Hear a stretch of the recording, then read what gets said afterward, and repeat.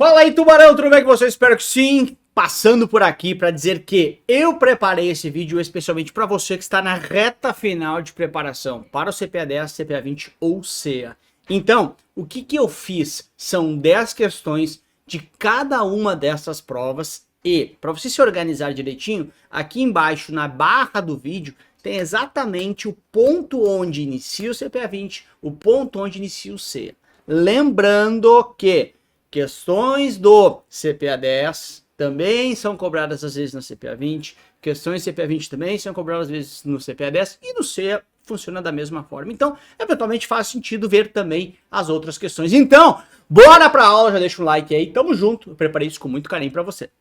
O estagiário estava revisando conteúdo sobre o mercado de ações e se deparou com a seguinte dúvida: quem é o responsável por recolher o imposto de renda sobre os ganhos líquidos nas operações com ações realizadas em bolsa? Tá?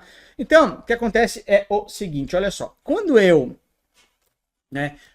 Lucas, decido comprar ações, decido botar meu dinheiro em ações na bolsa de valores, então comprar lá Petrobras, comprar Gol, comprar Vale, seja lá o que for, eu vou então negociar de forma direta essas ações, tá? Se for através de fundo de ações, ou seja, não é nesse formato aqui, eu escolhendo direto através de um fundo, quem recolhe é o fundo, porque tem alguém fazendo para mim. Nesse caso, em que eu compro por uma corretora de valores, eu mesmo escolhendo as minhas ações, tá bom? O responsável pelo imposto de renda não é o fundo, porque não é um fundo, não se trata de investimento em fundo, mas sim o próprio investidor, eu mesmo recolho. Então, por exemplo, tá?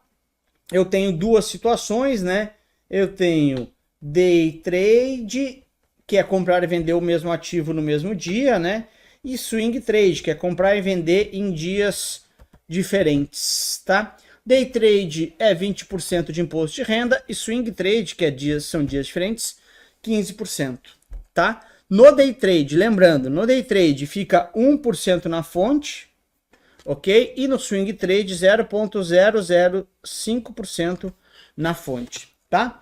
A fonte, quem recolhe, quem retém esse dedo duro para dedurar que eu fiz a operação, é a corretora. A corretora onde eu estou operando. Então, corretora XP, BTG e assim vai, tá? E o restante, por exemplo, pegar no day trade aqui que o cálculo fica mais fácil, Então, qual o total do imposto de renda para day trade? 20%. Se fica 1% na fonte, de antecipação que a corretora retém, então eu tenho que pagar mais 19%, 20% é o total. 1% da corretora retém, sobra 19%. Como é que eu pago isso? Através de DARF, que é o documento para arrecadar a receita, Documento que eu pago os meus impostos. Quem recolhe isso? O próprio investidor, através de DARF, até o último dia útil do mês subsequente. Então, operei agora em junho, 9 de junho hoje, eu tenho que pagar até o último dia útil de julho, esses 19% aqui. O swing trade é a mesma coisa, até o último dia útil do mês subsequente através de DARF, tirando aquele pedacinho que já foi antecipado pela própria corretora, tá? Essa é a ideia. Portanto, letra D de dado é a resposta para você, tá bom? Os dois primeiros, administrador e gestor, seriam administrador de carteira, até um serviço que tem, mas seriam no caso de terceirização, Então, no caso de um fundo de investimento, não é o caso aqui, porque eu estou comprando direto. E a corretora é somente o que fica na fonte, tá? Só vai ser corretora quando ele se falar do da fonte, O imposto de renda na fonte. Aí 1% no day trade e 0,005% no swing trade é sim responsabilidade da corretora. D de dado para você. Vamos lá aqui. O estagiário, durante seu treinamento de uma agência bancária, ouviu o gerente explicar a um cliente sobre como funciona a remuneração da poupança, de acordo com a meta da taxa Selic.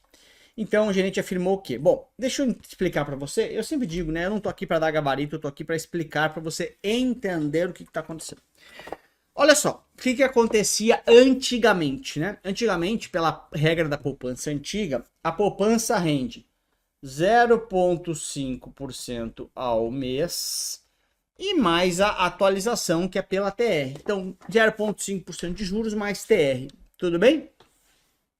Isso dá 6,14, 6,17, agora não lembro, 6% ao ano, um pouquinho mais 6% ao ano, tá bom? Beleza, mais a TR. Lembrando que a poupança é isenta de imposto de renda ainda, tá? Aí vamos supor, tá? O que aconteceu? Pegue momentos, por exemplo, que a Selic estava ultra baixa, né? Taxa de 2% que já teve lá durante a pandemia, tá? Só para citar um exemplo mais próximo aqui. Caramba, a Selic a 2% significa que o CDI vai andar muito perto de 2% também. CDI é a base da renda fixa, né? Aí, o investidor olha a poupança pagando 6% ao ano, isento de imposto de renda, e o CDB, que vai pagar 100% do CDI, vai a muito boa vontade, rendendo 2% ao ano. Todo mundo migraria para a poupança. E o que é o problema de todo mundo migrar para a poupança? É que na poupança, quando um banco capta pela poupança, né, se eu coloco meu dinheiro na poupança, o banco é obrigado, praticamente todo o valor, a investir para financiar imóveis. Não é um valor que o banco fica livre. Ou investir para financiar imóveis ou para crédito rural, quando for a poupança rural. E aí os bancos tinham um problema. Por que eu estou explicando isso? Para você entender a lógica das coisas, para não me decorar. Aí, caramba, Lucas, eu tô com muito problema, porque eu tô captando só por poupança, porque a poupança tá pagando 6 ao ano, tudo bem? Enquanto o CDI paga 2 ao ano, e aí meu dinheiro está sendo obrigatoriamente para poupança, eu não posso financiar carro, etc. Então, se criou, não foi na pandemia, foi bem antes, tá? Mas tem então a regra da Selic, tá? Se Selic tiver maior que 8,5, ok? A poupança vai pagar a regra antiga, 0,5% ao mês, mais TR. Quando a poupança tiver igual, né, ou abaixo de 8,5, ou seja, quando a Selic estiver abaixo de 8,5, que é o que eu estava dando exemplo na taxa, a taxa que chegamos na pandemia, eu não vou pagar mais 0,5 ao mês. Vou pagar 70% da taxa Selic mais TR. Ou seja, eu pago 70% do que está aqui. Ok? Então, no caso, quando estava de 2% a Selic, lá no meio da pandemia, a poupança estava pagando 1,4% mais a TR. Deixou de ser vantajosa, né, essa ideia. Tá? Então, a remuneração da poupança é composta pela TR mais 0,5 ao mês, sempre que a Selic for superior a 8,5 ao ano, e 70% da Selic, sendo que for igual ou inferior. Ou seja, ambas estão corretas, letra C de casa. Bora? Bora! 3. Falando sobre o PIB, né? O estagiário está revisando os principais pontos do PIB e com foco na demanda, né? Foco na demanda, foco no consumo. Ao consultar o material de estudo, encontrou a seguinte informação. O PIB de uma economia aberta inclui valor de bens e serviços finais destinados a quê? Bom, vamos lembrar, se você olhou minha aula lá, você viu o macete que eu crio para você, né? Que o PIB, sob a ótica do consumo barra demanda, como queiram, o PIB é igual cara inteligente gosta de NX0. Se você não gosta de NX0, cara idiota gosta de NX0. Se você não quer falar sobre isso, cerveja Itaipava gelada é nóis. Como você quiser, tá? O que são essas siglas aqui, tá? Consumo das famílias, mais investimentos, mais gastos do governo, mais exportações líquidas, tá? Que é o que eu exporto menos o que eu importo, diminui um do outro, tá bom? E aí é justamente as 4 alternativas, portanto, né? Os investimentos, exportações líquidas, consumo das famílias e gastos do governo, né? Cara inteligente gosta de NX0, tá bom? Essa é a ideia. Bora? Bora! Número 4. O estagiário estava preparando uma apresentação sobre riscos sistêmicos globais.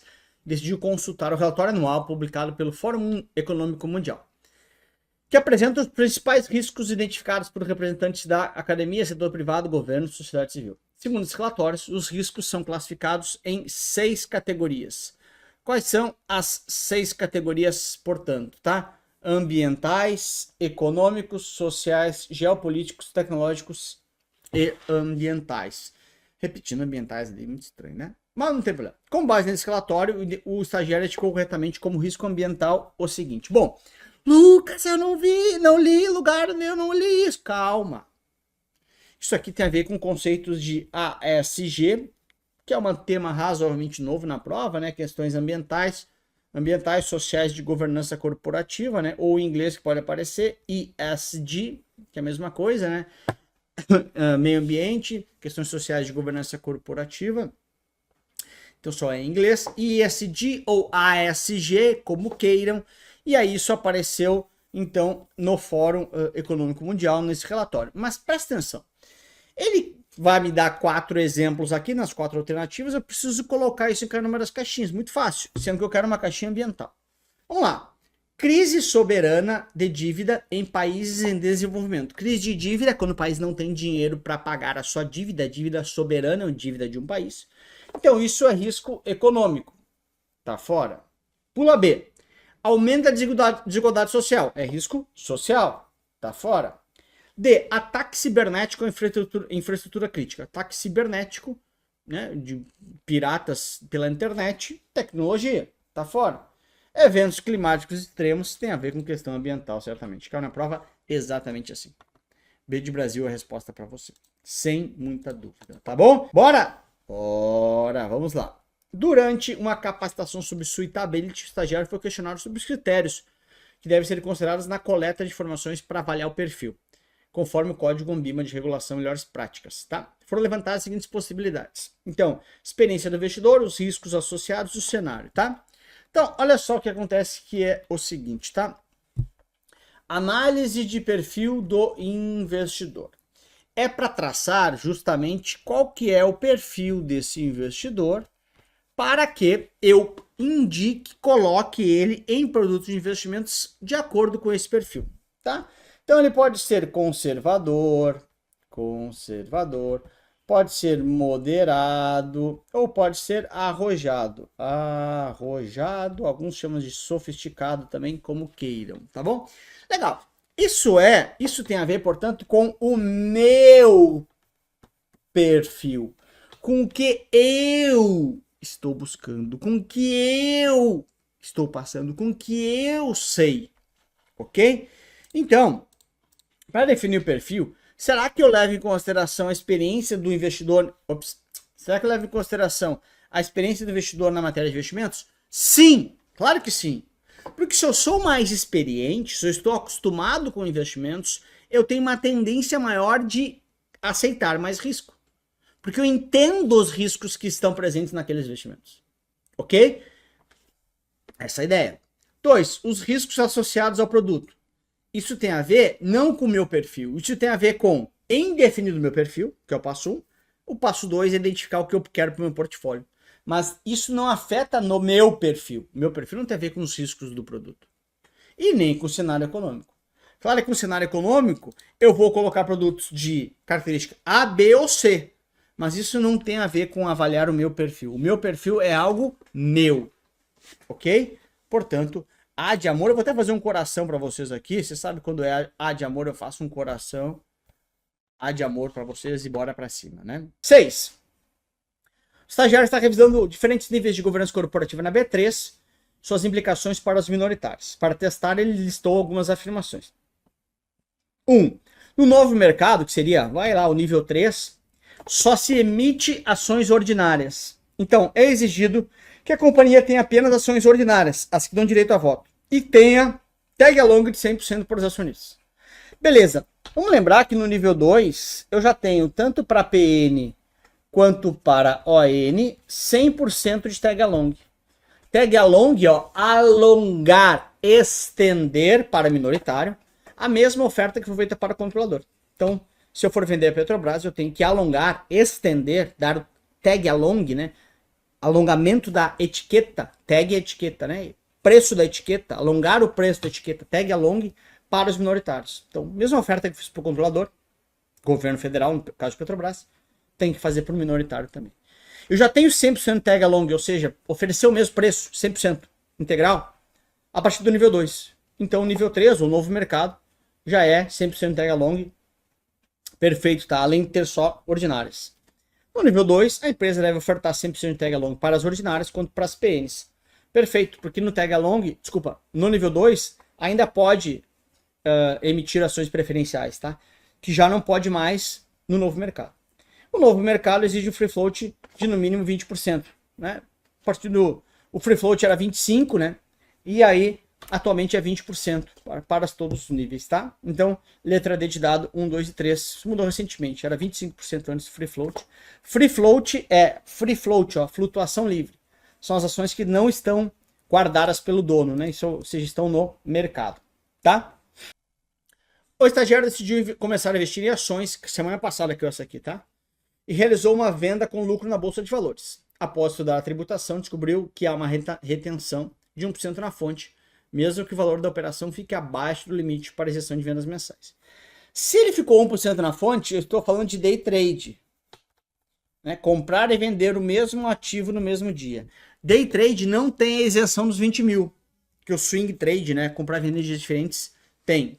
Então o que acontece no day trade? Né? Eu tributo 20% sobre o lucro, ok? Desses 20%, 1% fica de dedo duro na fonte, os outros 19% eu pago através de DARF, que é o documento de arrecadação da Receita Federal, ok? Então 1% fica na fonte, 19% eu pago de DARF, totalizando os 20%. Então 1% eu antecipo, os outros 19% eu vou pagar através de DARF depois. Então bora lá.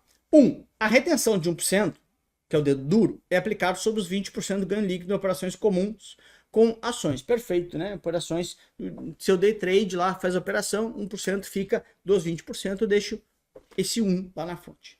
Esse 1% funciona como antecipação de R, pode ser compensado na operação mensal no imposto devido. Perfeito, né? Eu deixo 1%, eu compenso, pago mais 19%, finalizando os 20%. A retenção de 1% substitui totalmente o imposto a pagar, claro que não. Né? Então 1% é só um dedo duro, que vai ficar na fonte, um dedo duro, que vai ficar na fonte, peguei errado, que vai ficar na fonte, e aí depois eu pago mais 19 por DARF. Portanto, não veio meu tubarão aqui, mas tudo bem, a gente faz ao vivo aqui mesmo.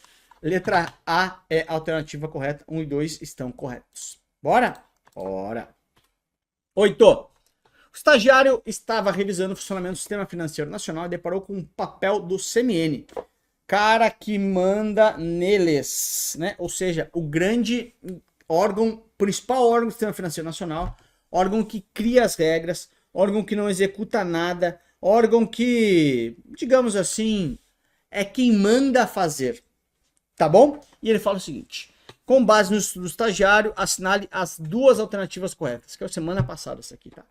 O CMN é o órgão máximo do Sistema Financeiro Nacional, sendo responsável por estabelecer as diretrizes para a política monetária, creditícia e cambial. Perfeito, quem executa o Bacen e o CMN cria as diretrizes, tá? O CMN é composto por 5 membros. Não. Por que não? Porque, na verdade, a gente sabe, né? CMN, 3 letras, ou seja, 3 caras fazem parte desse conselho, né? CMN, 3 letras, 3 caras fazem parte. Lembrando, o presidente do CMN é o ministro da Fazenda, tá bom? Então não são 5 membros, são apenas 3. Uma das funções do CMN é regular as condições para a constituição e funcionamento das instituições financeiras no Brasil. Perfeito. Ele regula, cria as regras e o Bacen executa essas regras. Portanto, 1 e 3 estão corretas. Letra C de casa, meu tubarãozinho não veio de novo, mas o que importa é que nós sabemos a resposta correta. Durante uma conversa com o assessor, o estagiário ouviu falar da CVM, né, que é a Comissão dos Valores Mobiliários, e ficou confuso sobre o seu vínculo. Ele perguntou então a quem a CVM está subordinado, tá? Então vamos por partes aqui, né? E na prática é o seguinte, olha só. CVM, Comissão dos Valores Mobiliários, tá? É uma comissão então que cuida de valores mobiliários. Cuidado, não é valor imobiliário, é valor mobiliário, ou seja, valor. Tem valor imobiliário, por quê? Porque ele tem mobilidade, né? Ele vai de um lado para o outro, ele troca de mãos. Então, Comissão dos Valores Mobiliários é a comissão dos ativos que tem valor, vale dinheiro, e tem mobilidade, troca de mãos. Então, por exemplo, uma ação ela vale um determinado dinheiro e ela se troca de titularidade. Eu vendo, vai para você. Você vende, vem para mim. Isso é mobilidade. Então, a Comissão dos Valores Mobiliários cuida desses ativos, né? Dos valores mobiliários. Beleza. E ele está perguntando sobre a subordinação, tá? Então, por mais que quando a gente fale assim, né? Olha, Conselho Monetário Nacional é o cara que é o grandão nessa estrutura aqui. e aí tem a CVM embaixo, e aí também tem o Banco Central embaixo. Esses caras aqui é só uma distinção para ver quem executa e quem cria essas normas aqui. O CMN é um órgão 100% normativo, então esse cara não executa nada, 100% criador de normas, tá? E quem executa essas normas é o CVM e o Bacen. Mas toda essa galera aqui, toda essa galera está institucionalmente ligada ao Ministério da Fazenda, né? Então, assim, a subordinação tem a ver com o Ministério da Fazenda. O CMN, apesar de ser o órgão máximo, não é que ele mande nos outros, mas ele cria caminho, cria diretrizes que os outros irão executar. Mas todos eles, a subordinação é ao Ministério da Fazenda.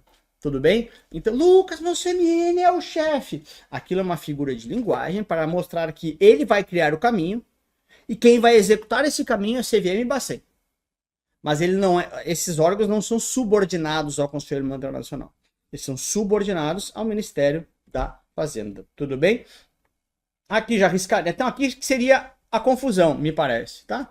Ambima e B3 não faz sentido. Ambima é uma autorreguladora, né? E B3 é a Bolsa de Valores. E aqui também Banco Central seria o par dela, né? Banco Central, a CVM é igual ao Banco Central, porém para o mercado de valores imobiliários, tá bom? D de dado. Aliás, eu sempre brinco sobre isso, né? Se você fosse obrigado a chutar nos meus pré-provas, se você chutar a letra D, você vai ter um índice altíssimo de acertos. Claro que você não está aqui para chutar, mas a minha, digamos assim, criatividade para trocar a letra é baixíssima. 3. Vamos lá. Durante o estudo sobre tributação de investimentos, o estagiário perguntou ao assessor qual é a periodicidade, do recolhimento de imposto sobre os lucros obtidos por pessoa física em operações comuns com ações, tá? Excluindo o day trade, isso que nem precisaria ter, mas enfim, estava ali só para te complicar, tá? Então, o que acontece, tá? Como é que é a apuração dos ganhos, dos lucros para fins de imposto de renda em ações, tá? Então, por exemplo, o que eu vou pegar aqui para dar um exemplo, vou fazer o seguinte, tá? De novo, ele deixou muito claro que ele não quer day trade. E day trade, na verdade, vai ser a mesma regra, mas ele exclui o day trade, ele quer falar só de não day trade, tá? Durante o mês, você pode fazer várias operações. Então, vamos supor aqui que estejamos no mês de junho, né? Mês que nós estamos aqui. E aí hoje, no dia 9, você fez uma operação, dia 11 fez operação, dia 12 dia 12 dos namorados, se namorou, não quis fazer isso aqui. Dia 18, dia 21, tá bom? E aí, nesses dias você fez operações e eu vou colocar aqui somente o valor de lucro de cada um desses dias, tá? Então, no dia 9 você teve um lucro de 300, no dia 10 você teve um lucro de 700, no dia 18 você teve um lucro de 5 mil e no dia 21 você teve um lucro de 7 mil. O que vai acontecer? Vai acontecer o seguinte, você vai fechar essa régua aqui e vai somar o seu lucro total para emitir sua DARF. Claro que tem lá o que fica de dedo duro, né?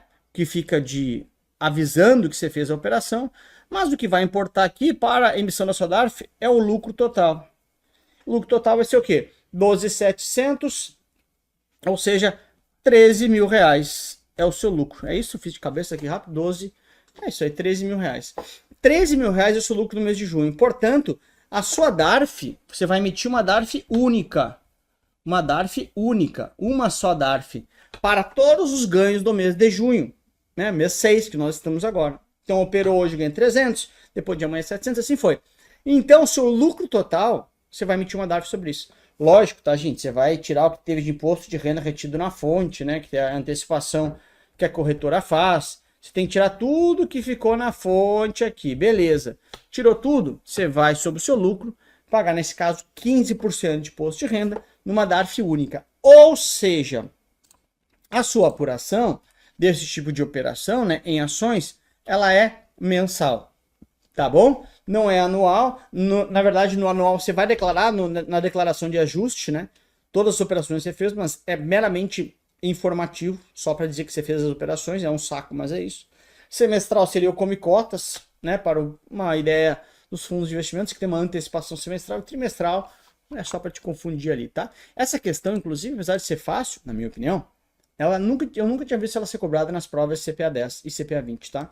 Então, um modelo diferente, hein? Porque, lógico, a Ambima vai se reinventando, a Ambima vai criando questões novas, a Ambima vai trazendo realidades novas, tá bom? Finalizamos agora, então, esse pedaço de preparação. Bora para mais 10 questões. E eu quero te lembrar que, você já sabe, né? As provas irão mudar. E, se você quer saber de tudo sobre essas mudanças, não perca, hein? Se inscreva aqui no meu canal, porque eu vou entregar muito conteúdo sobre as novas certificações, explicando tudo sobre como se preparar, como serão essas provas e também pré-provas para essas novas provas. Beleza? Então, clica aqui embaixo, se inscreva e não perca nenhum conteúdo por aqui. Olha só, a gente inicia e sempre vai ter os quadrinhos aqui de qual certificação cai, tá? Esse aqui não cai na CPA 10, mas pode ter um quadrinho, ou terá nas próximas questões sobre CPA 10.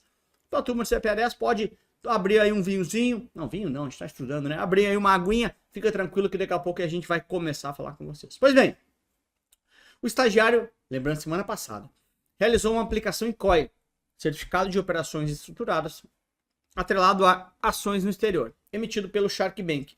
Quem emite um COI, que eu costumo dizer em sala de aula, né? Coisa estranha, né? Coisa estranha, que é algo totalmente diferente, só existe no mercado brasileiro.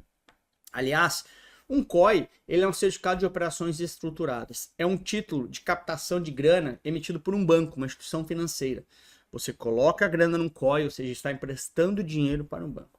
Esse COI, ele pode ser atrelado a um título de renda fixa, ou seja, pode pagar uma taxa pré-fixada, pode ser atrelado a ações, título de renda variável, pode ser atrelado a dólar, né, a câmbio, a euro, seja o que for, pode ser atrelado a ações no exterior, pode ser atrelado a qualquer coisa, porque ele é uma coisa totalmente estranha.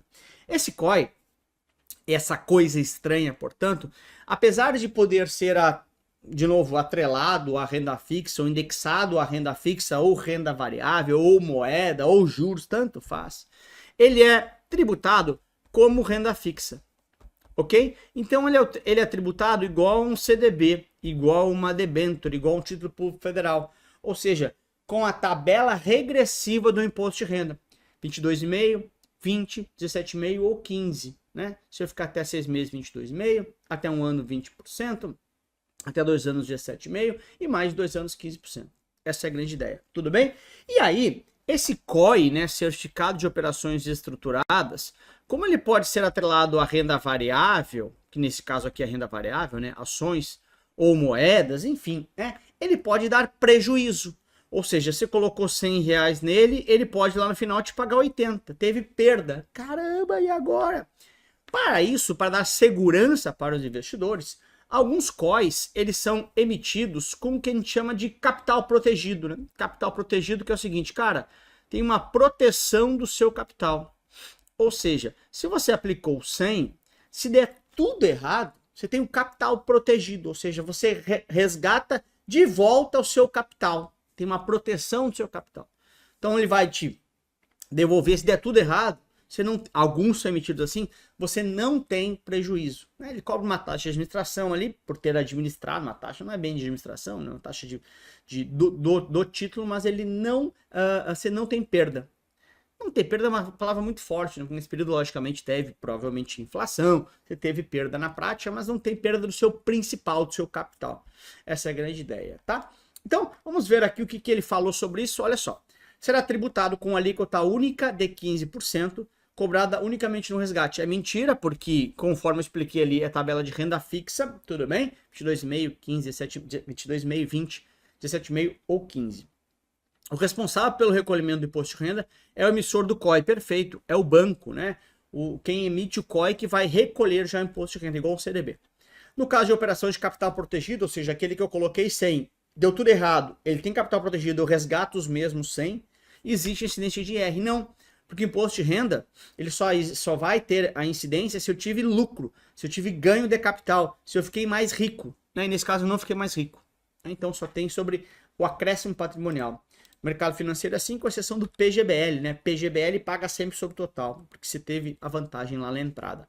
Então, D de dado é a resposta para você, que aliás é a letra que mais cai nos meus pré-provas, né? Na minha capacidade muito criativa de criar gabaritos diferentes. Bora para a próxima, só se for agora. Turma de CPA 10, sejam bem-vindos. Pode ver que aqui cai na CPA 10 também. Bora lá. O estagiário é diretor financeiro da empresa Shark Rodovias S.A. Essa empresa está emitindo debêntures incentivadas para captação de recursos. Na escritura da emissão desse título deve constar que... Bom, vamos lá. Deixa eu pegar aqui uma página em branco. Vocês sabem que eu não estou aqui para dar gabarito, eu estou aqui para explicar no detalhe para você, tudo bem? O que acontece é o seguinte, tá? Uma empresa qualquer, pode ser Petrobras, Gol, Vale, seja quem for, essa empresa está nesse momento... Ficou feio. Isso aqui é uma empresa, tá? Vamos supor que seja a Vale, tá? Mineradora aqui, tá? A Vale está precisando de grana. O que a Vale pode fazer? Ou dar um passo atrás, tá? O que o banco faz quando ele precisa de dinheiro? Ele pega o seu dinheiro emprestado através de um CDB. Certificado de Depósito Bancário. Você empresta dinheiro para o banco através de um CDB. A Vale não é banco. Então a Vale não pode emitir CDB, que é um Certificado de Depósito Bancário. Como é que a Vale pode captar dinheiro se ela não pode emitir um CDB? Ela emite o CDB de quem não é banco. Então ela entrega para o seu investidor uma debenture. O que é uma debenture? Uma debenture é um título de dívida. É um título que fala assim, olha, eu te devo dinheiro, vou te devolver daqui a um tempo a tal juros. Então, eu entrego para o meu investidor uma debenture, ok? E o meu investidor entrega para mim dinheiro. 50 milhões, 100 milhões, 20 milhões, tanto faz, tá? Esse dinheiro que eu captei vai ser, logicamente, utilizado para alguma finalidade, ok? Pode ser, por exemplo, nossa, tá faltando dinheiro no meu caixa aqui e eu simplesmente, né, coloquei de volta dinheiro no meu caixa. Ou pode ser que essa empresa, né, a Vale, por exemplo, esteja captando dinheiro para construir, por exemplo, um porto, né? Um porto para que os seus navios consigam escoar melhor a sua produção. Esse porto, numa cidade X, aqui em Porto Alegre, por exemplo, né, esse porto que ela vai construir aqui em Porto Alegre, vai ficar para a cidade, vai ficar para o estado, vai ficar para o país. Então o investimento em infraestrutura. Assim, caramba, isso é positivo para o país. Quando a Vale emite, portanto, debêntures, tá? Debêntures para investimento em infraestrutura, por exemplo, num porto, que nem eu te dizia aqui, né? Essa debênture, para o investidor, ela vai com isenção de imposto de renda.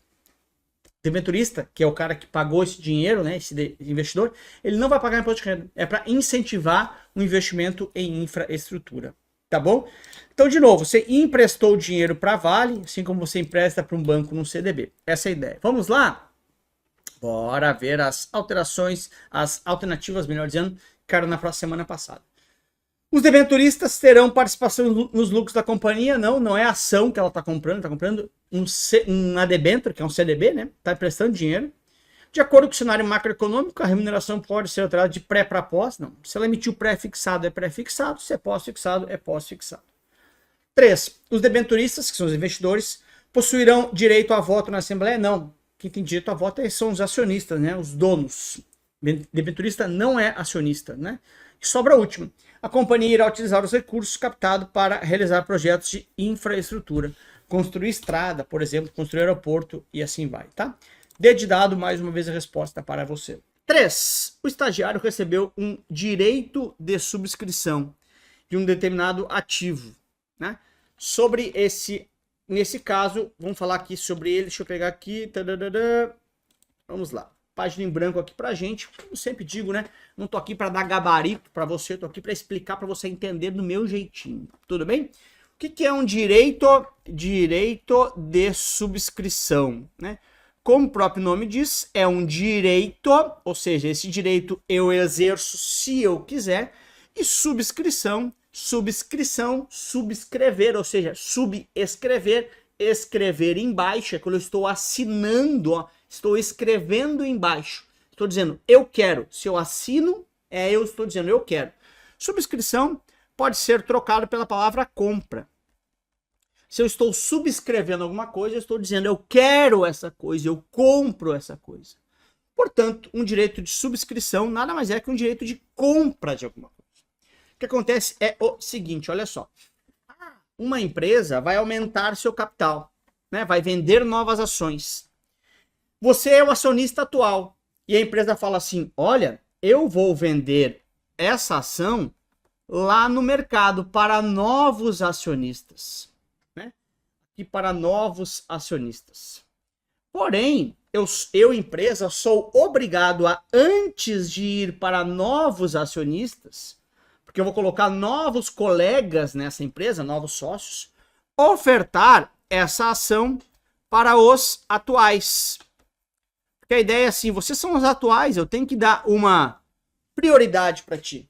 Então, antes de eu ir lá oferecer para os novos essas novas ações, para que novas pessoas sejam nossos sócios, você quer exercer esse direito de subscrição. Então, você tem um direito de comprar essa ação antes dessa ação ir para o mercado.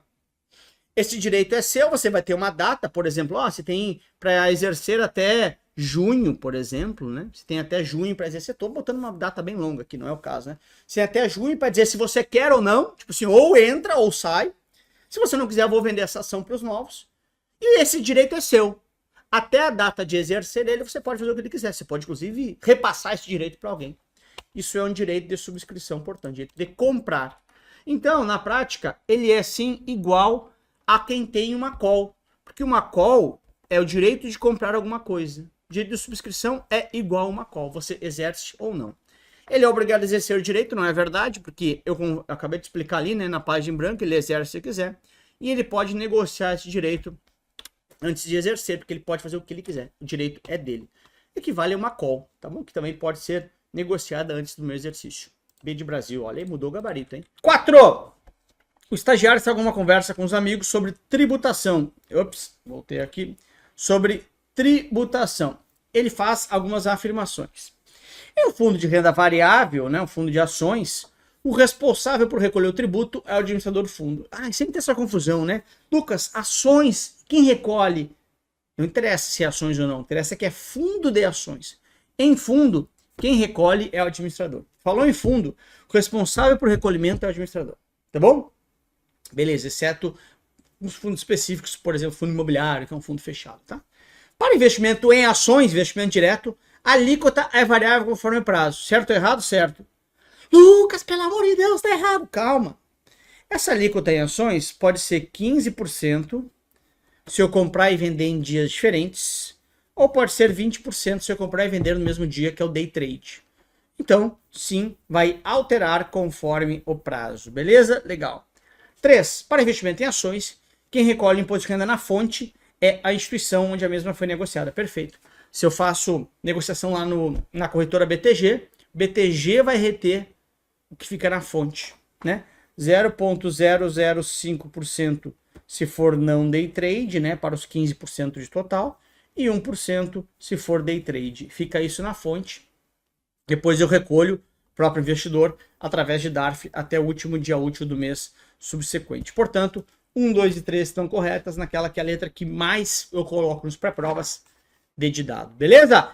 5. O estagiário está em uma conversa com alguns amigos sobre desvio padrão de uma amostra. Ele afirma que... O que é o desvio padrão de uma amostra, né? Então, o que acontece é o seguinte. Olha só. Uma amostra, eu tenho vários ativos, né? Então, eu tenho o ativo A, o ativo B, o ativo C, o ativo D. Cada um deles tem a sua média. O que é a média? Retorno esperado e o seu desvio padrão, né? Então, o A tem a média 3, desvio padrão 4, ou seja, tem um desvio padrão razoavelmente alto. O ativo B tem média 8 e desvio padrão 16, ou seja, vai variar mais ainda. O C, média 2, desvio padrão 1, praticamente sempre entrega os dois. E assim por diante, né? Legal, essa é a minha carteira. Quando eu pego o desvio padrão da carteira toda, vamos supor que o desvio padrão da carteira toda seja, sei lá, 9, estou inventando aqui, tá? Esse desvio padrão reflete o quê? Ele vai pegar o desvio padrão de cada um dos ativos, cada uma dessas pessoas, dessas partes que compõem a minha carteira e vai fazer uma média desses desvios. Lucas, mas espera aí, desvio padrão ou média? Calma. O desvio padrão da carteira de uma amostra, que são várias pessoas, vários ativos, ele é o desvio padrão de cada um deles trazido numa média desses desvios. Porque senão eu teria de um individual só. Né? E perceba, Lucas, o desvio padrão dessa amostra aqui é 16. Deixa eu pegar outra coisa. O desvio padrão dessa amostra é 16? Não, 16 é o máximo que vai oscilar. Em média oscila 9. Eu criei uma média fake aqui, tá? Mas você tem que fazer a média dos desvios para chegar no desvio padrão. Essa é a ideia de uma carteira. Então, ele vai entregar o quê? Desvio padrão é a média de todos os desvios em relação à média dessa amostra. Não é o máximo, porque o máximo é um cara que oscila muito. Não é o mínimo, porque o mínimo é um cara que oscila muito pouco.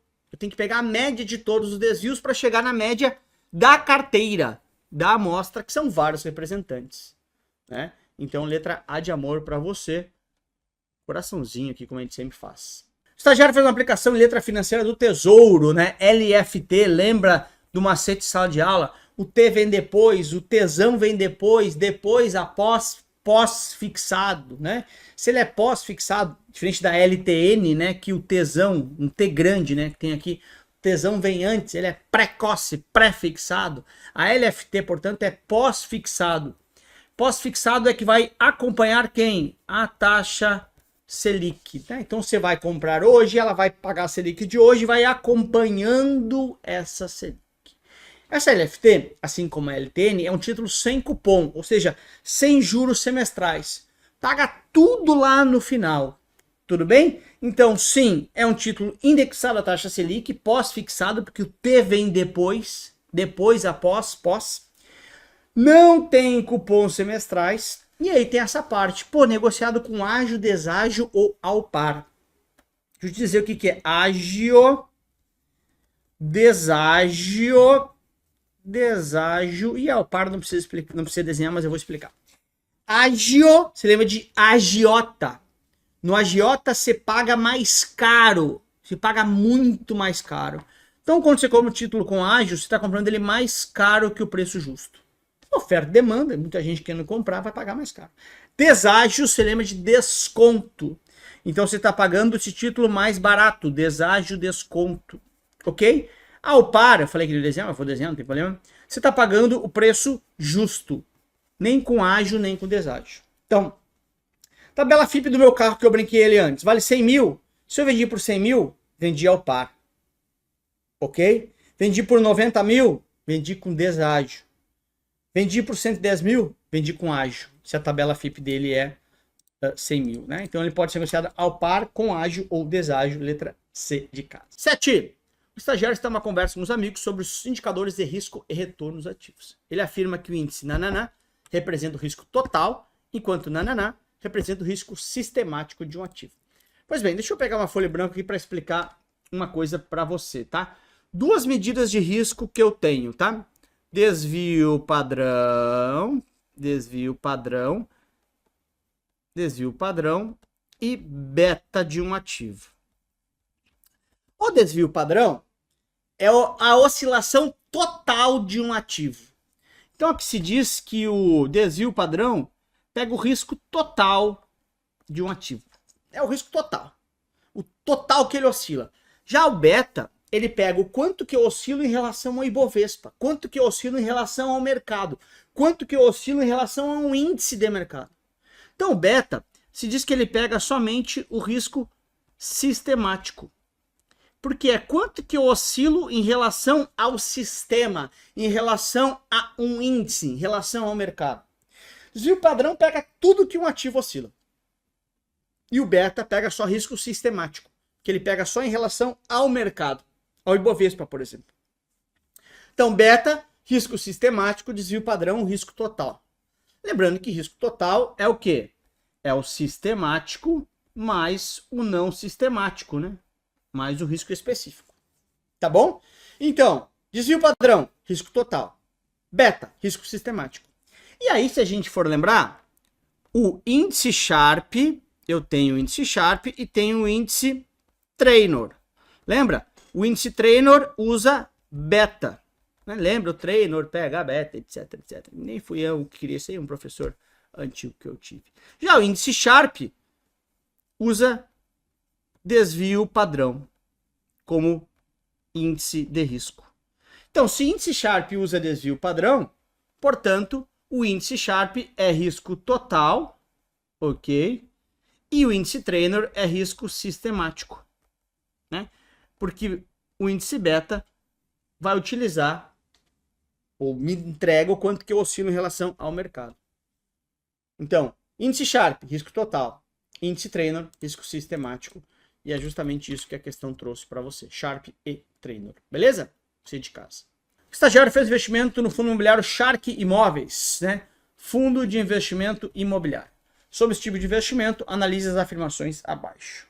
O IR deve ser recolhido pelo próprio investidor em maio e novembro. Não, isso são os fundos tradicionais, fundos abertos, né? Que tem o come cotas. Maio e novembro se antecipa o imposto de renda. Possui 2 fatos geradores de imposto de renda. Perfeito. Os dividendos, né, que é a distribuição do lucro mensalmente, e o ganho de capital na alienação das cotas, né, que é ganho de capital. Comprei a minha cota por R$20 e vendi por 25. Tive R$5 de ganho de capital. Então, olha só.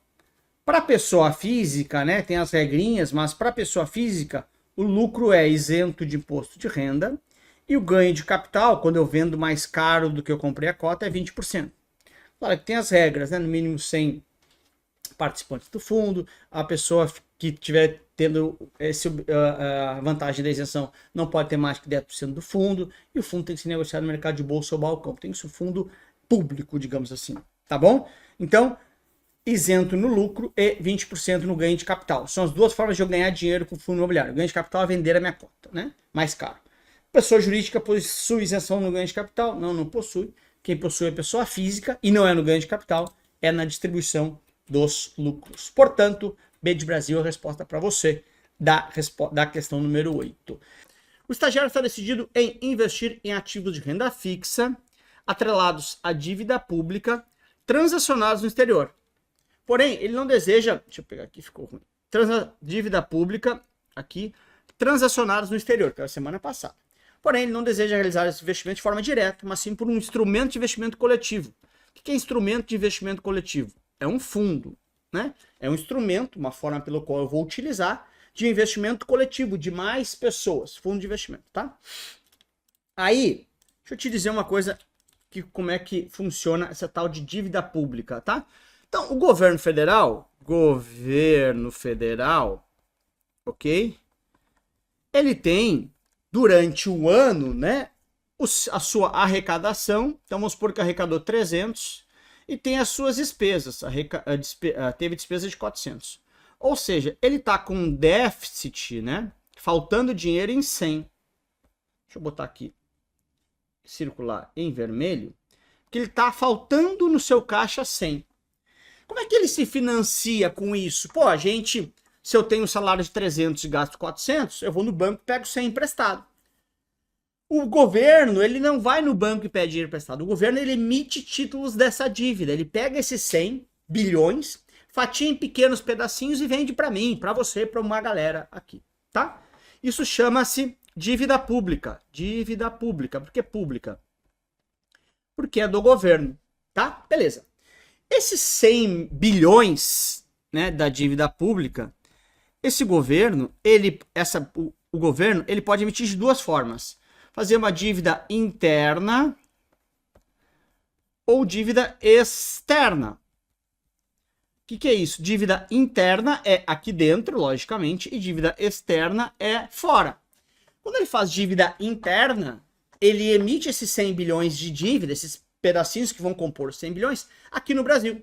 E dívida externa, ele vai lá fora e emite títulos da dívida.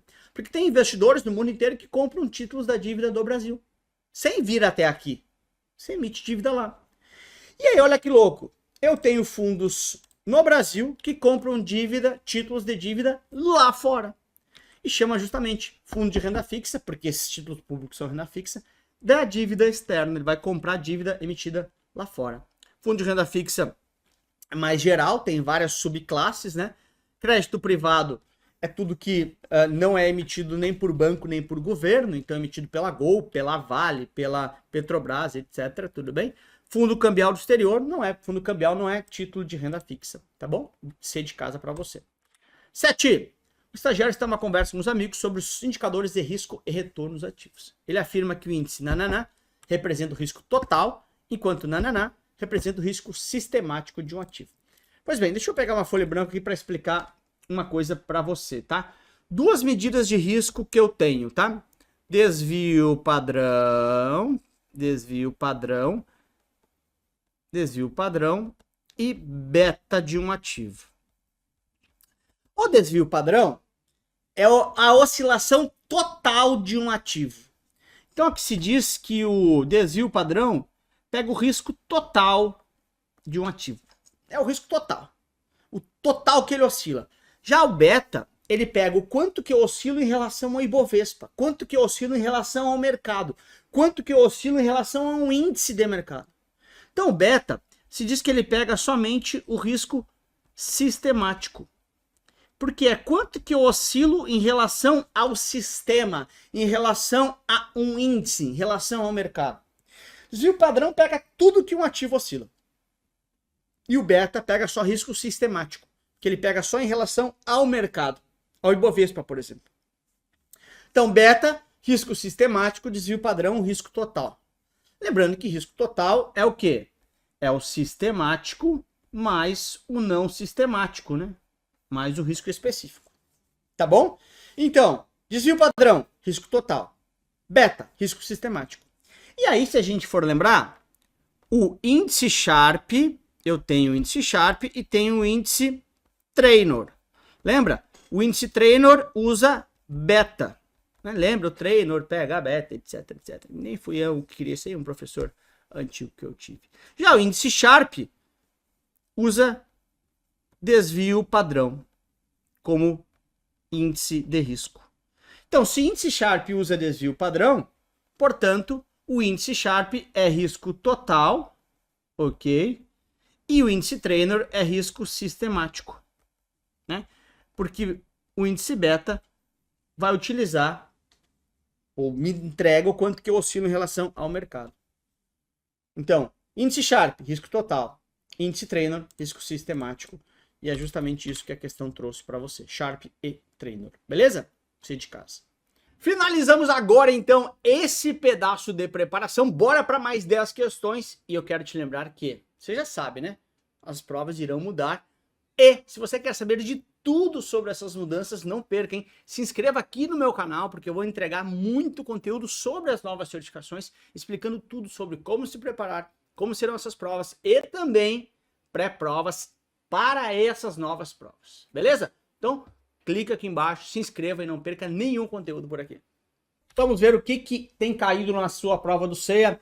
E essa aqui é uma questãozinha que eu nunca tinha ouvido falar em cair, mas caiu, então a gente vai tratar ela, que é o seguinte. O estagiário está conversando com alguns amigos sobre a tributação para pessoa física, tá? Então vem um detalhe importante, está tratando de pessoa física. Ele citou, respectivamente, exemplos de renda tributável ou compensável, né? Renda isenta e renda com tributação exclusiva na fonte, tá? Deixa eu pegar aqui uma folha em branco, como a gente sempre faz, para tentar te ajudar com isso aqui, que é o seguinte, tá? A gente tem, né, os nossos recebimentos, eles são tributados, né?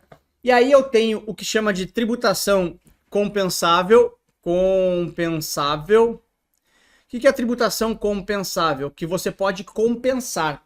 Por exemplo, o que eu recebo de salário, quem é CLT, entra lá com uma tributação na fonte, né? Por exemplo, 27,5%, né? Dependendo do seu salário. Aí você faz a declaração anual de ajuste e na declaração anual de ajuste você pode compensar essa tributação. Porque eventualmente você faz a sua declaração anual, você fala assim, olha, governo, eu paguei 27,5 aqui, mas eu tenho algumas deduções que eu deveria ter e tal, então você tem que me compensar. Então você tem o que se chama de restituição do imposto, por exemplo, ou eventualmente você pagar a mais, né? Por exemplo, uma outra renda que tem aqui, que é uma renda compensável, uma tributação, né, que acontece, que é, por exemplo, o rendimento de aluguel. Se eu tenho um apartamento e alugo esse rendimento de aluguel, ele é um rendimento compensável, ele é tributado igual como se fosse um salário, né? Rendimento de aluguel é assim, você tem que colocar na sua declaração anual de ajuste, tá?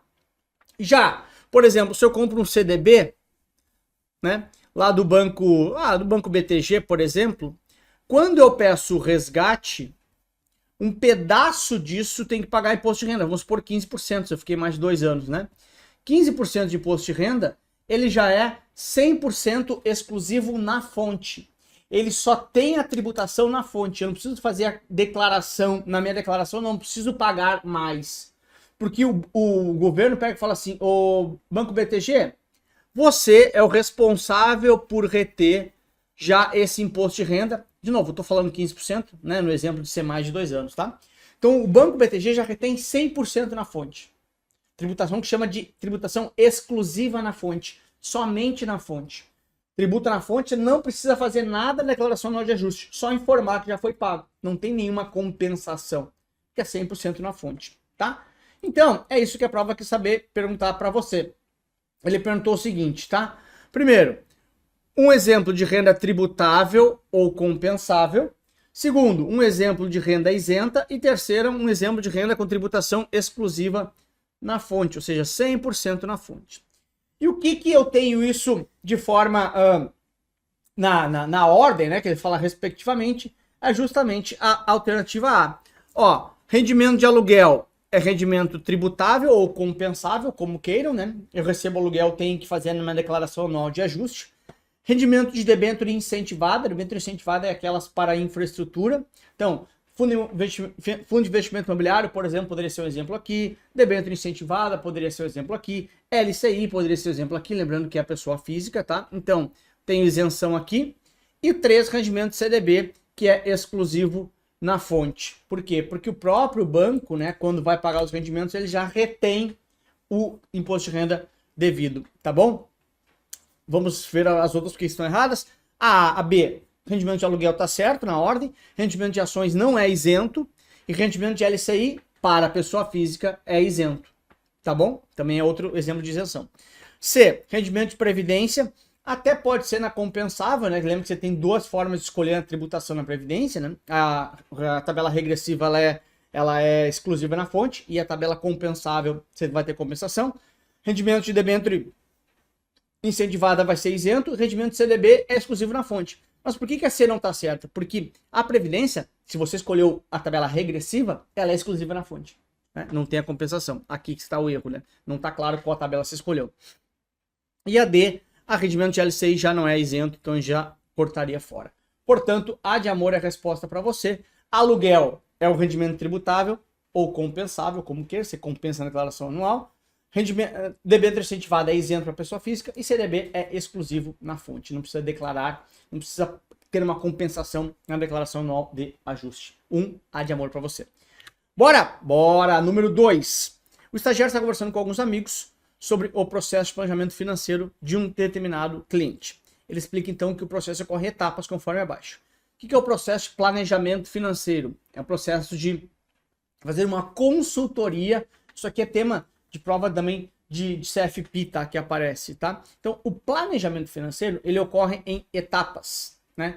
E, de novo, eu tenho como te ensinar isso com macete ou de forma lógica. Nós vamos pelo macete, depois eu vou te ensinar de forma lógica, tá?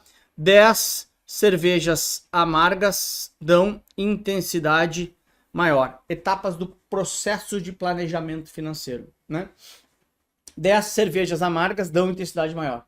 Com 10 cervejas que são amargas, pega uma intensidade maior. Então esse é o macete. 10 cervejas amargas dão intensidade maior. O que é esse macete? De novo vou explicar, depois eu explico na lógica, tá? Primeiro é definir relacionamento. Como que será o seu relacionamento com o seu cliente nesse processo de planejamento financeiro, nesse processo de consultoria. Primeiro define o relacionamento. Olha, eu vou atuar na área de seguro ou não, vou atuar na área de investimentos ou não, você vai me pagar um valor fixo ou você vai pagar um percentual do patrimônio. Depois eu vou coletar os dados, porque eu preciso pegar os seus dados para entender, né? Quem é você, entender o seu momento, entender o seu perfil, entender quanto você tem de dinheiro, patrimônio guardado, por exemplo. Ao coletar esses dados, eu tenho que analisar os dados, ou seja, eu tenho que ir para casa pensar sobre esses dados, ok? Analisei os dados, eu vou desenvolver alternativas, desenvolver recomendações, né? Olha, você deveria comprar essa ação, deveria comprar esse ativo. Depois eu vou implementar, porque não adianta desenvolver sem implementar. essas recomendações e depois vou as monitorar. Isso aqui é igual a ir no médico. Deixa eu pintar aqui para deixar claro para você o que é isso aqui, que é o seguinte, ó. Então, 10 cervejas amargas dão intensidade maior, tá? De novo, entende a lógica como se fosse no médico, tá? Você vai no médico, define o relacionamento. Você vai fazer um exame de sangue, por exemplo. Define o relacionamento. É pelo plano de saúde ou não? É particular. Beleza. Pelo plano de saúde. Ele vai coletar o seu sangue, coletar os dados. Esses dados serão analisados. Análise do sangue. Depois o médico vai olhar e falar assim, olha, para esse seu caso aqui, você tem que parar de comer gordura, você tem que fazer atividade física. Depois você vai, então, desenvolver recomendação. Depois eu vou implementar, você vai fazer efetivamente. E depois de 6 meses você volta no médico. É igual. Então, defina um relacionamento, colete seus dados, analisa esses dados, desenvolvo alternativas, as implemento e depois as monitoro. Simples assim. Tá? Então, essas são as etapas do processo de planejamento financeiro, que é o processo pelo qual o seu cliente vai ser atendido na forma de consultoria. Então, a prova pediu essas etapas, é só você colocar em ordem, né? Então, o que é o primeiro? É o 5, defino o relacionamento, depois eu coleto os dados, depois analiso esses dados, depois desenvolvo recomendações, as implemento e as monitoro. Olha como é fácil. Eu e você, eu vou te atender como consultor. Primeiro tem que definir o relacionamento. Vou te cobrar taxa de performance ou não, vou te cobrar um percentual do patrimônio ou não.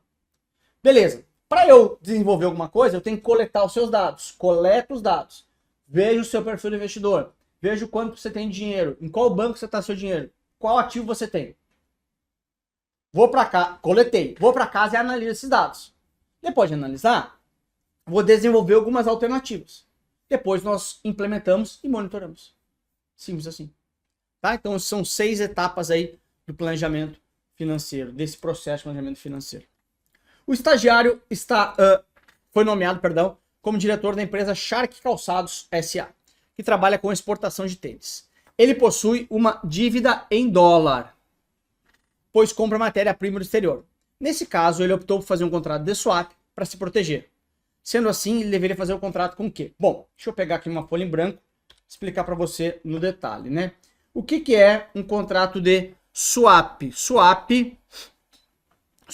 você lembra de outra coisa com SW, né? Que é swing. E o que a gente faz no swing? A gente troca, né? Troca. Swap é troca. Eu dou alguma coisa que eu não quero e pego uma coisa que eu quero. E assim como no swing, tem um cara que é ativo e um cara que é passivo. Swap é a mesma coisa. No contrato de swap, ok? Eu tenho ponta ativa e ponta passiva. Ó, ativa é a ponta que eu estou agora. Passivo é o que eu estou dando. Ó, o passivo dá. Então, ativo é o que eu estou agora, é o que eu estou recebendo. Passivo é o que eu dou. O passivo dá. Simples assim, já que a gente está falando de swing. Então, passivo eu entrego. Ativo eu estou agora. E se ele tem uma dívida em dólar,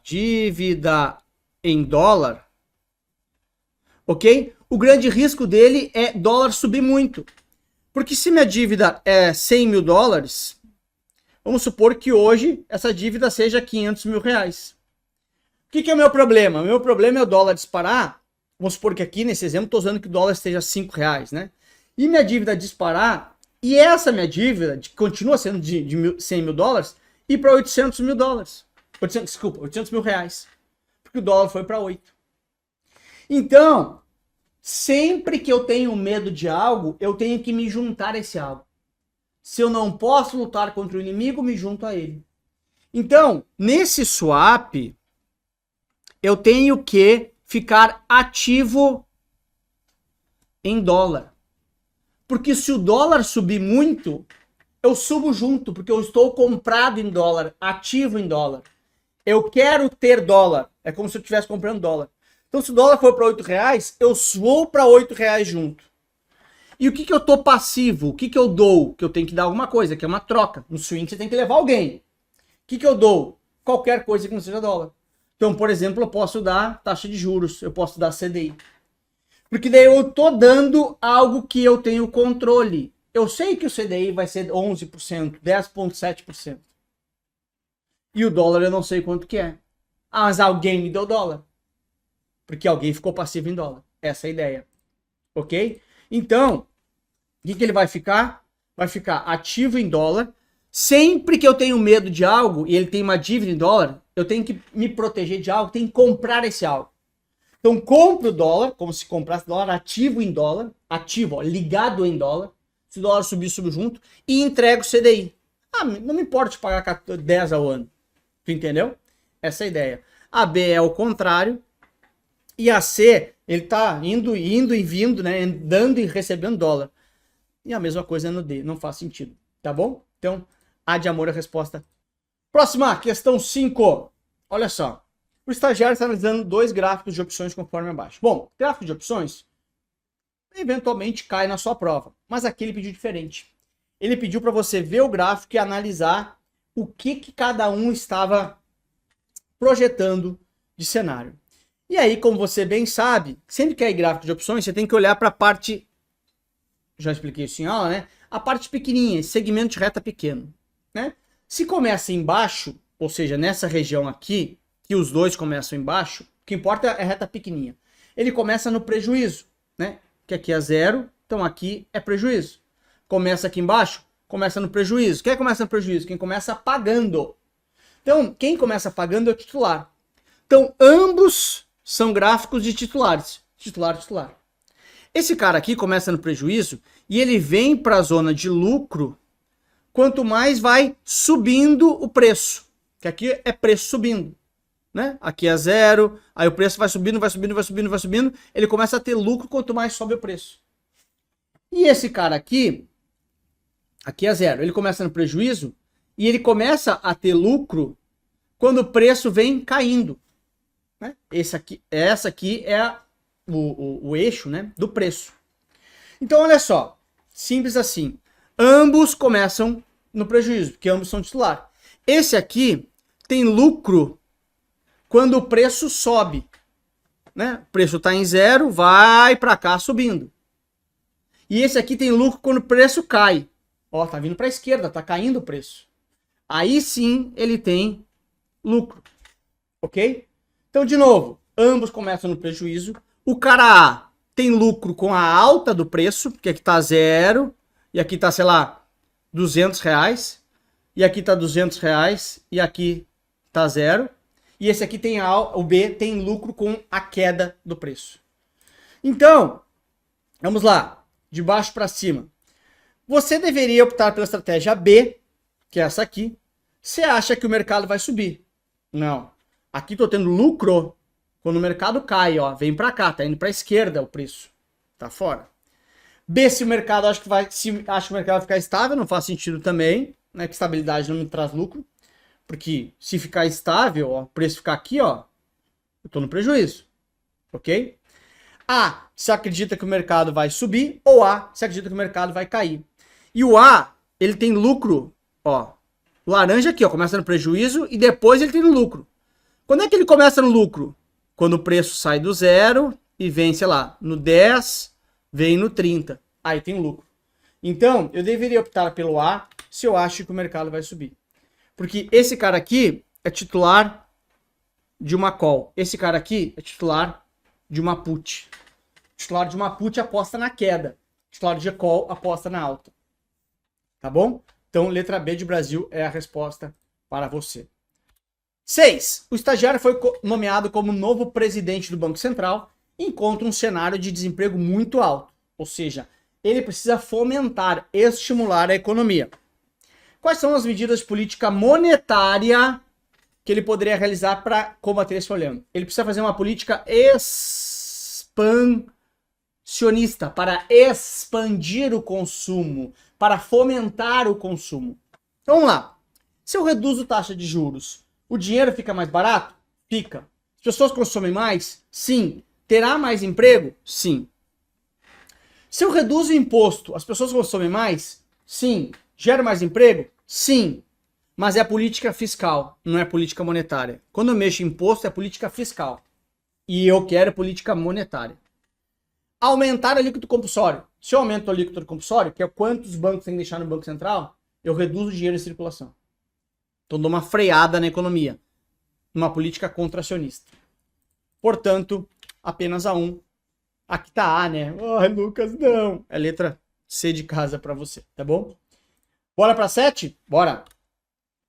Como medida de risco de uma carteira de renda fixa, a duration modificada permite que se estime o quê? Bom, deixa eu pegar aqui uma folha em branco para explicar para vocês o seguinte, tá? Olha só, o que é duration? Duration é duração, prazo, duração, quanto dura um título. Então a duration me diz, por exemplo, olha, eu apliquei nesse título hoje, tá? E esse título daqui a alguns anos vai me retornar o meu dinheiro mais alguns juros, né? Vamos supor que seja um título sem cupom, sem pagamento de juros semestrais, né? E esse título aqui dura 1 ano, ok? Então qual que é a duration desse título? Qual que é a duração? Qual que é o prazo médio? Quando que eu vejo meu dinheiro? A duration é igual a 1. Porque a duration me diz quanto tempo eu recupero o meu dinheiro. Então, nesse caso, quando um título não tem cupom, a duration vai ser o prazo do título, né? Tempo que eu levo para recuperar o meu dinheiro, é o payback, né? Então, duration é igual a 1 nesse caso, porque o título dura 1 ano, em 1 ano eu recebo meu dinheiro mais juros, sem cupom. Títulos que tem cupom, até a duration é um pouquinho menor, tá? Mas para facilitar aqui. Beleza. E o que é essa tal? Então, duration é o tempo médio do título. O que é essa tal de duration modificada que inventaram? Duration modificada. A duration modificada, ela não é o número 1, ela é um percentual. O que é isso, Lucas? Ó, duration modificada. Olha o macete aqui. Ou seja, a duration modificada me diz o quanto um título modifica. Como assim, Lucas? Calma. A duration modificada, como eu falei, é um percentual que vai me dizer o quanto o meu título oscila numa eventual troca de taxa de juros. Então, quando mexe a Selic, a duration modificada, se me disser assim, olha, a sua duration modificada, Luca, a duration é o prazo do título, beleza. A duration modificada é 3%. Ou seja, a cada um ponto de troca na taxa de juros, troca 3 o meu título. Ou seja, vem me dizer o quanto o meu título modifica. Quanto mais alta essa duration modificada, mais sensível é meu título. Então a duration é o prazo, duração. E a duration modificada é quanto o meu título modifica, quanto o meu título oscila numa eventual troca de taxa de juros. Tá bom? Então vamos lá ver como é que a prova pediu. É o prazo. Então, duration modificada é o quê? O prazo que o valor investido em título será recuperado. Essa é a duration tradicional. A perda máxima de uma carteira. Essa é o VAR, né? Ou eventualmente numa situação atípica, o stress test, como queiram. O prazo máximo que a carteira pode ou não oscilar? Não. Então sobra a letra D de dado, né? A variação percentual no valor da carteira, ou seja, quanto modifica em relação à variação na taxa de juros. Letra D de dado é a resposta para você. Beleza? Bora! 8 e última questão. O estagiário foi contratado como especialista para elaborar um planejamento financeiro da família Silva, conforme o processo da Associação Brasileira de Planejadores de Planejamento Financeiro, que é a Planejar, né? Que faz a prova do CFP, fala de planejamento financeiro, que é uma consultoria. Na fase de coleta, você está coletando os dados. Lembra? Primeira etapa, definir o relacionamento. Como que será esse meu trabalho? Segunda etapa, coletar os dados. Para fazer qualquer consultoria, eu preciso coletar os seus dados. Um processo de planejamento financeiro é uma consultoria. Para fazer consultoria, eu preciso pegar os seus dados. Nessa etapa de coleta, eu vou identificar o perfil e o objetivo de investimento da família. Sim, identifico o perfil, quem são vocês, o que vocês buscam. Vou identificar riscos que têm que ser segurados e eventuais problemas de saúde? Sim, porque isso pode afetar no meu planejamento financeiro. Se tem o chefe ou a chefe da família está muito mal, uma idade mais avançada, com uma doença crônica, eu preciso prever já, antecipando, um planejamento sucessório, por exemplo, para transferir os seus bens. Identificar fragilidades que possam dificultar a implementação da estratégia? Sim, tudo isso está na coleta. Na coleta eu estou identificando quem é o meu cliente, identificando quais são as suas características. Portanto, 1, 2 e 3. Isso aqui nunca tinha caído no CEA, tá? Mas, de novo, é simples. na coleta, eu estou coletando seus dados para ver quem é você, identificando os riscos, identificando fragilidades.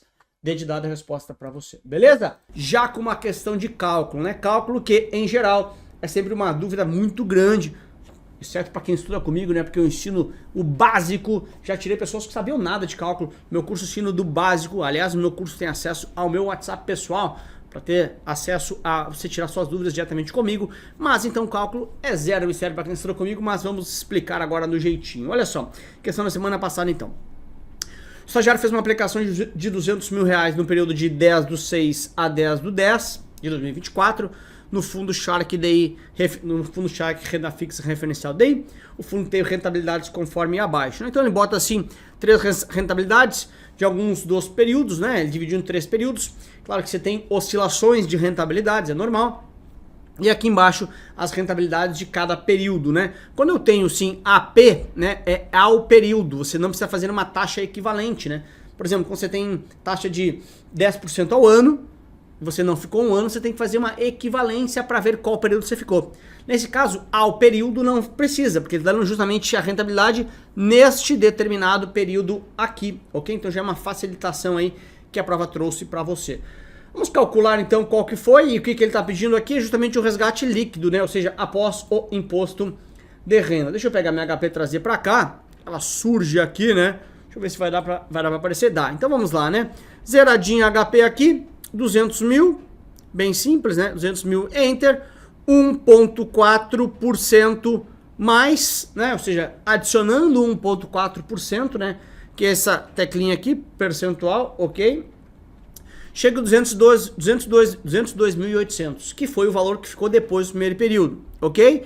2,5%, deu Enter, 2,5% mais, segundo valor, e aí Enter de novo, 0,7% mais. Tá ali, 209.325. Porém, vamos por partes aqui. É esse meu resgate, Lucas? Seria a letra B?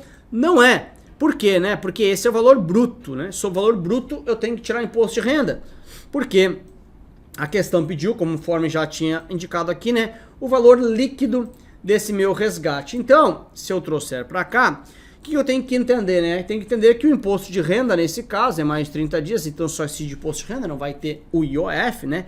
O imposto de renda nesse caso não, mas em todas as aplicações, exceto PGBL, lá na Previdência, ele incide sobre o lucro, né? Ou seja, sobre quanto mais rico eu fiquei. Então, nesse caso aqui, eu tenho que incidir imposto de renda sobre os 9.325, né? Então, eu vou pegar aqui HP, vou tirar 200 mil da aplicação, né? Tá aqui, esse é meu lucro.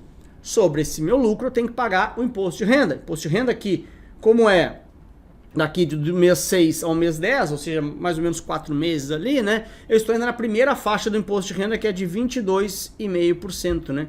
Lembrando, até 6 meses 22,5%, depois 20%, 17,5% e 15%. Então é só pegar esse valor aqui, 22,5% menos, tá aqui, 7.226, né? Se eu botar de novo o meu aporte, né, 200 mil, 207.226, portanto, letra A de amor é a resposta para você. Você pode se confundir aqui, como ele quer o resgate total e não o lucro, né? O lucro foi 7.226. O resgate total é o valor que eu coloquei mais o meu lucro líquido, ou seja, depois de pagar o imposto de renda. Beleza? Número 1, A de amor para você. 2. O estagiário, outra questão de cálculo aqui, está realizando um investimento na empresa Shark Transportes Aéreos SA, uma empresa de aviação, utilizando os dados abaixo, o modelo CAPM, qual o retorno esperado desse ativo, né? O CAPM é um modelo que vai me dar justamente o retorno esperado de um determinado ativo, né? Então, como é que a gente vai fazer aqui o CAPM, né? O CAPM é o seguinte, o retorno esperado de um ativo, o que ele vai ser? Vai ser o risk-free, em geral a Selic, né? Mais o beta, que multiplica retorno do mercado menos o risk-free. Essa parte aqui, tá? Deixa eu pintar bem direitinho para você aqui. Essa parte, né, final aqui, essa parte, ela é o que a gente chama de prêmio de risco, né? Prêmio de risco. Como assim prêmio de risco, Lucas? Olha só, prêmio de risco por quê? Porque é quanto o RM é retorno do mercado, quanto o Ibovespa, por exemplo. Então, se o Ibovespa rendeu 17, que eu acho que é o número que está lá, e a Selic, né, o risk-free é 10, eu tenho aqui, portanto, né, 17 do Ibovespa menos 10 da Selic, eu tenho 7 de prêmio de risco. Então, essa equação aqui chama prêmio de risco. Prêmio por eu correr o risco. Eu ganho 7 de prêmio, 7 de vantagem por eu correr o risco do Ibovespa. Que tem que ser, a priori, né, a princípio, acima do Ibovespa, lógico, desculpa, acima do risk free, que é a Selic, senão deveria ir para a Selic. Tá? Então, o CAPM é justamente esse modelo aqui, né? Ops, agora sim, tá? Vamos lá, né? Então, o retorno esperado é quem? É o risk free, né? Ativo livre de risco do país, né? Ou do mundo, como queiram, né? Nesse caso do país, mais o beta do ativo que multiplica o prêmio de risco, que eu já te expliquei ali o que é, né? O quanto eu rendo acima do risk free. Então, meu retorno esperado vai ser quanto? O risk free, que é 10, ok? Deixa eu ajeitar aqui, meu zero não ficou bonito.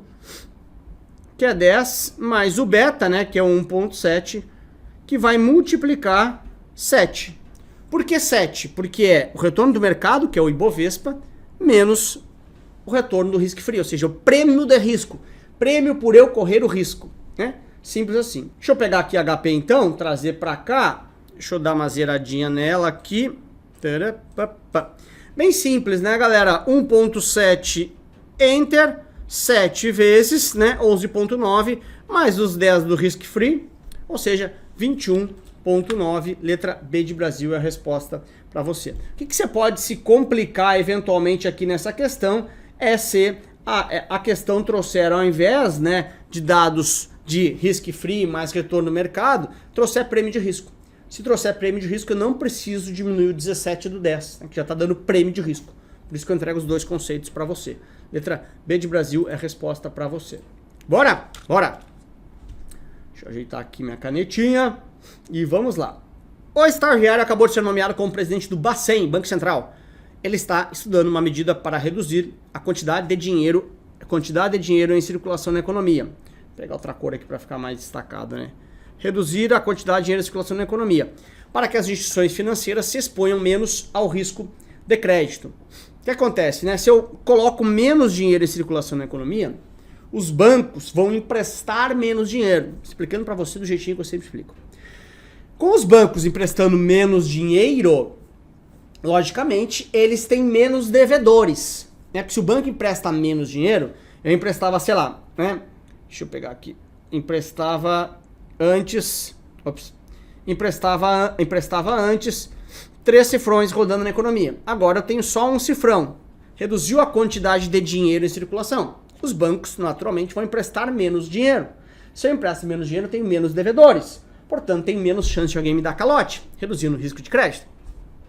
Então, o que ele falou? Se eu quero fazer uma política monetária, portanto, contracionista, né, que é contrair dinheiro em circulação, reduzir dinheiro em circulação, o que ele poderia fazer, né, justamente, cadê aqui, ó, para a medida, uma medida para reduzir a quantidade de dinheiro em circulação na economia. Então, o que eu deveria fazer como presidente do Banco Central? A. Reduzir os gastos públicos por meio de uma política fiscal contracionista. Essa política que ele vai fazer contracionista é contrair dinheiro em circulação. Mas é política fiscal? Não, é política monetária. Quem faz política fiscal? Quando o governo gasta mais ou gasta menos. Quando o governo aumenta imposto ou reduz imposto, isso é política fiscal. Quem faz isso não é o Banco Central. Quem faz isso é o chefe do executivo, é o executivo. Né? Então, reduzir o produto de impostos industrializados para que venda mais carros. É uma política fiscal expansionista. Não tem nada a ver com o Banco Central. B. Comprar títulos no Open Market. O que é o Open Market? O Open Market é o Banco Central comprando títulos lá na tesouraria do banco ou vendendo títulos para a tesouraria do banco. Títulos públicos, né? Isso é Open Market. No caso, você é banco e eu sou Banco Central. Eu sou Banco Central e você é banco. Tá? Se eu vou aí na sua tesouraria e compro títulos, como está aqui descrito na B, compro títulos de você, você me dá títulos e eu te dou dinheiro. Então eu estou injetando dinheiro em você. Você vai ter mais dinheiro para emprestar. Tá fora. Aumentar o IPI. Eu acabei de dar um exemplo aqui, né? Com carros. Aumentaram ou reduziram o IPI, a política fiscal. Aumentaram o imposto de industrialização, IPI. Fora. E seria até... teria menos carros sendo vendidos, beleza, é contracionista, mas é política fiscal. Agora a D, que é a nossa resposta, né, que é aumentar o percentual do depósito do compulsório. Por quê? Os bancos, eles são obrigados a, quando você leva lá o seu dinheiro para um banco, eu sou banco, tá? Deixa eu pegar aqui uma folha em branco, vou emprestar, vamos explicar do meu jeitinho aqui, né? Vamos lá, tá? Eu pego o Lucas, tá? E levo lá R$100 para um banco, tá? R$100 para um banco, tá aqui no banco, tá? Banco, deixa eu ajustar aqui que não tá muito claro aqui. Tô aqui no banco, beleza. O banco pega esse meu dinheiro e vai emprestar lá na outra ponta para alguém que tá deficitário, né? Só que o Banco Central, o Bacen aqui, pega e fala assim, olha, ô banco, você não pode, o Bacen tá aqui, você não pode emprestar o 100 na outra ponta, né? Porque você não tem muito dinheiro em circulação. Então o depósito compulsório é o seguinte, a cada 100 que entra aqui no banco, 40 ele tem que deixar aqui no Bacen, tô inventando esse valor, e 60 você pode emprestar. Esse 40 é de forma compulsória, é obrigatório. Então o que ele está querendo dizer? Se eu pego e digo assim, não é mais 40, agora é 80, fica somente 20 para emprestar aqui. Ou seja, se o Bacen aumenta o compulsório, fica menos dinheiro para emprestar aqui. Né? E ao contrário, logicamente, é verdadeiro, né? Se eu reduzo o compulsório, sobra mais dinheiro para os bancos emprestarem. Então, desde dada a resposta para você. Então, chegamos ao final dessa super revisão, esse empurrão de reta final. Espero que você tenha gostado. Deixa um joinha aí, deixa um like. E lembra de se inscrever no canal, porque agora, ano que vem, tem muitas novidades e eu entregarei muitos detalhes sobre essas novidades. Um beijo, até a próxima. Tchau!